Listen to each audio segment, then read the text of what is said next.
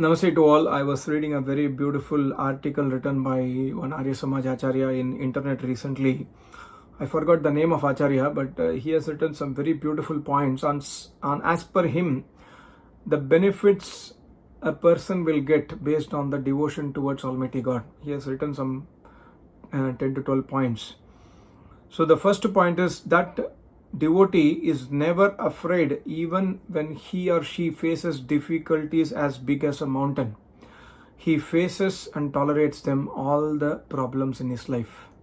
So this is one of the benefit a sadhak will get, and when the sadhak is in the upasana marga, when he or she is truly following the Vedic path, he will get such a power to tolerate all the difficulties, even difficulties as big as a mountain. So that means there are two things here. Number one, a Vedic sadhak also will get difficulties, and Vedic sadhak also will get difficulties as big as a mountain.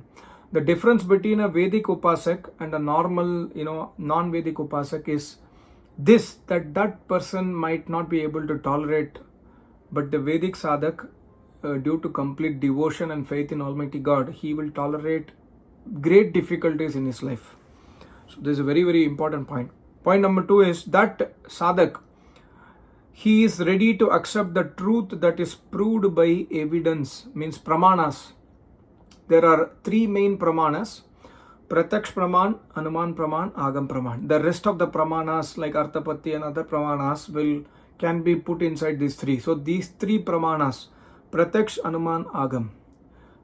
When something is proved by pramanas, that person will not be biased and he will always accept the truth.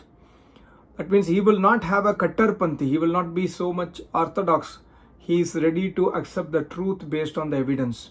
But that evidence has to be pratyaksh, anuman and agam praman as per the Vedic dharma. So this is very, very important point, and that person is not an orthodox person. So he will be speaking the truth and he will be adopting the truth which is proved by the pramanas. And then that person gets such a power that he always will speak the truth and never speak lies. See, for speaking the truth also, we need power inside us. If you see in your surroundings, including yourself, many times you will speak lies because you do not have power to speak the truth. And many times, even if you speak the truth, you will speak out of ego, pride, ahankar, etc., etc. But speaking the truth with sweetness inside it, most of us, we don't have that power. But when we go to Rishi Munis, for example, I have seen my Acharya, he speaks the truth with madhurta. And when you listen to the truth from Acharya, you will be able to, enjoy the truth also and accept the truth also. So that is the power of great tapasvis and great Ishwar Bhaktas. And also that person gets a unique power to follow justice and leaving injustice. Even with his own family members, he will always be Nyaya Priya. He will not do anyaya just because the person is his close friend or close relation or mother or father or daughter or wife. He will always be Nyaya Priya, and this is due to the devotion towards Almighty God. So this is a very great benefit. So if all of us in the society will become a Ishwar Bhakta, we will not have any injustice in our society. Today the problem is number one, we do not have justice on time, and number two, we do not have justice also many times. Even the cases, a clear-cut case also will take hundreds of days or sometimes years together to solve it, because people are not Nyaya Priya, mainly because they do not have devotion towards Almighty God. So this is a very big benefit, that when you are devoted to Almighty God, you will not do injustice. You will always be Nyaya Priya. You will always follow justice. The other point he has written is that person gets such a purity in mind, in thought and action due to Ishwar Bhakti, devotion to Almighty God, that he will never consume alcohol, he will never smoke cigarettes, he will never consume any substances, and he will never consume meat, and he will try to avoid himsa to other pranis to the maximum extent possible, and he always will eat only sattvic food. And also he will consume food which is justly purified, based on the circumstances. Why I say based on circumstances? Because Maharishi also has written in his book that, during war times, we cannot expect all those things to be followed. During war times, we have to follow a separate niyam. But during general times, you must always consume sattvic food. You must always consume vegetarian food, purified food. Justly purified means after doing Agnihotra, after doing Upasana, after doing name jap, then you consume your meals. Like, I was asked a question some time back by one of the person in my YouTube channel that you are traveling, how do you do havan? For example, this week I'm traveling out of India. It's not possible for me to do havan here. So what should I do?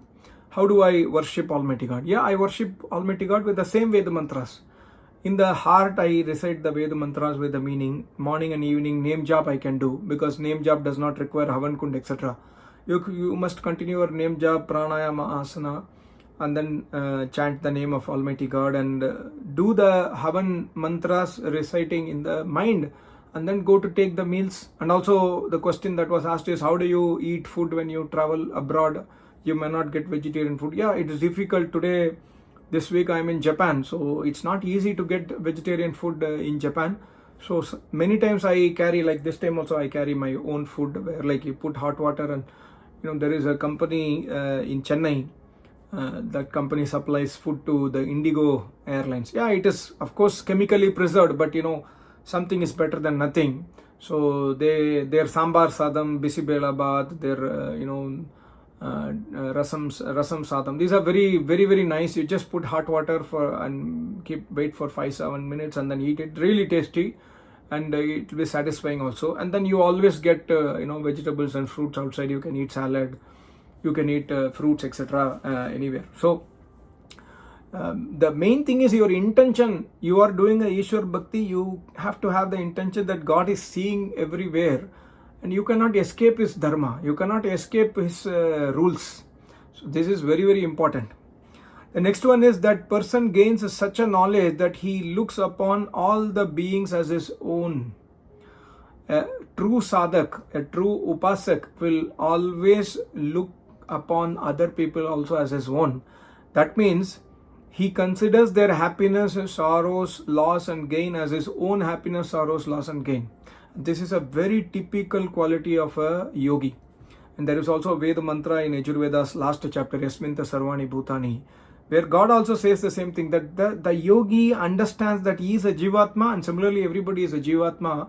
And yogi understands that just like he requires happiness, everybody requires happiness. So he will always try to secure that everything is available for everybody. That is the nature of a yogi. This is a result of a Ishwar Bhakti. Next point is, he does not become happy or sad due to the respect or dishonor. Like we can see very much in if you know a yogi or an acharya in your life, you can see it, and I have seen in my acharya's life, and also I have read in Maharishi Dayananda Saraswati's life, that this is a state which is difficult to attain. But when we do Ishwar Bhakti on a consistent basis, our mind will be tuned to like this, that when you get respect, you will not become happy. When you get dishonored, when somebody disrespects you, you will not become sad, because this is very difficult. When you get respect, you are not happy, is easy to achieve. But when you get dishonored, 100% will get sadness, will get irritated, will feel demotivated. So by Ishwar Bhakti, this quality will come inside us. Ishwar Bhakti also means everyday Veda Adhyan, everyday study and listening to pravachans. Then slowly this quality will come inside us. The next point is that the person supports those who do justice and is not afraid of even the unjust emperor. Even if the person who is doing injustice is an emperor, the Vedic Upasak is not afraid. I was remembering a story when Maharishi went to, I think, Jodhpur or Udaipur. The Maharaja of that place asked Maharishi to do an act, I think to do some idol worship or something. I forgot that what is that. It's against Vedas. Maharishi will refuse. Maharishi will say that I will not do this. He was a king of that province. Maharishi will say, Raja, Maharishi said, you are the king of this province. And when I disobey you, you might get angry on me. You may expel me from your court. You may expel me from your province. I'm fine. I will go out.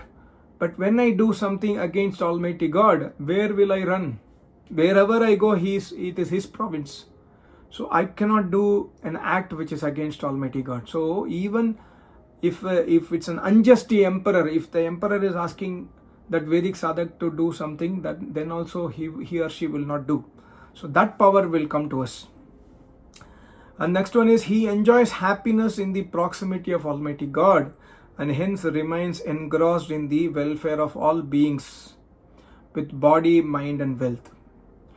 The most important advice of Almighty God in the Vedas is para upakar. Para upakar. When you have the knowledge, try to educate others also. When you enjoy the Ishwar Bhakti, try to educate others also on Ishwar Bhakti, on telling who is Almighty God. Today there are organizations to spread Krishna is Almighty God. They will teach Krishna Nam Japo, Radhe Krishna Japo, you will become happy. But it's against the Vedas. We must understand who is Almighty God. Try to spread that message of Almighty God, which is Vedas. Today the message of Almighty God is assumed to be, Quran, is assumed to be Bible, is assumed to be Gita. Gita is not message of Almighty God. Gita is spoken by Vyasmuni, Sri Krishna, written by Vyasmuni, spoken by Sri Krishna. So yes, it is having Vedic knowledge, but Gita is not the word of Almighty God. Yes, some shlokas in Gita we can understand directly. It is like as if the yogi speaks from his samadhi, that Almighty God speaks directly to Arjun. Yes, but Gita also is based on Vedas. So we must always go back to the root. What is the root of Gita? That is Vedas.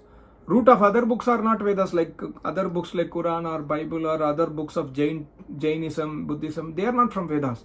Gita, Mahabharata, Ramayana, everything is, the root is Vedas. So, but Vedas emanates from Almighty God, which is indestructible knowledge. So we must try to spread the knowledge of the Vedas. Every Vedic sadhak, upasak must do that. And also that person gains such a power that he treats everyone with love and does not hate anyone. The most important problem today is when I see even Arya Samajis, they are hating Muslims. They are hating other religious people. This is not acceptable in the eyes of Almighty God. You cannot hate anybody. Yes, you have to speak the truth, you have to tell your point, but hating others, mocking. I have seen so many videos, sadly, so many videos of Arya Samaj brothers and sisters who mock others. You cannot mock others. This is not, Almighty God is not happy with this behavior. Even though you are a Vedic follower, God will not accept this behavior. So a Vedic sadhak, a Ishwar Bhakta will love everyone. He will not hate anyone, but he will speak the truth. This is a very important point. And that Vedic sadhak, Ishwar Bhakt, will always perform selfless work and not with any selfish motive. He will always do the selfless work is called as yajna in the Vedas. Paropakar ka kam. Dev puja sankti karanam dhaneshu. Selfless work. Don't be selfish, because by being selfish, God will punish us. God is not happy we are selfish about ourselves. We have to care for the society, care for our neighbors and care for our family members, and try to uplift them always. The next point is that then he becomes, by following all these things, he becomes actually a yogi. Maybe not the asampragyat, maybe he enters into the yogi stage, sampragyat stage. That yogi gains control over his mind and senses by adopting bhakti, Ishwar Bhakti. Bhakti itself means bhaj sevayam. Following the Vedic instructions is called as bhakti. There is no other bhakti.